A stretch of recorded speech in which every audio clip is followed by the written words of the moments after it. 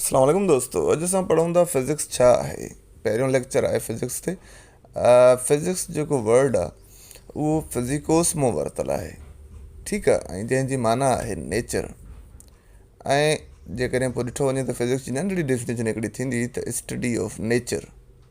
पर जेका academic definition आहे यानी जे किताबनि में लिखियलु आहे उहा आहे study of matter and energy, ठीकु आहे, यानी एनर्जी ऐं मैटर ऐं उन्हनि जो पाण में इंटरेक्शन पढ़ंदा आहियूं असां फिज़िक्स में। इन खां बाद में फिज़िक्स सॼी जो सॼी नेचर जे लाइ आहे, त इन जे करे अॻु में पुराणे दौर में फिलोसफर उन साइंटिस्ट खे नेचुरल फिलोसफर चयो वेंदो हो। ऐं कुझु मोस्ट फेमस नेचुरल फिलोसफर्स यानी जंहिंखे चऊं था साइंटिस्ट अॼोके दौर में, उन्हनि जा नाला मां हेठि ॾियां थो।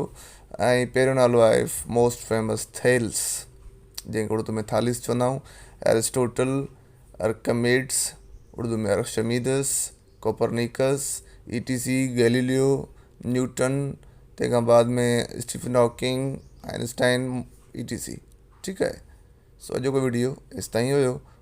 नेक्स्ट वीडियो लाइ मूंसां गॾु रहो।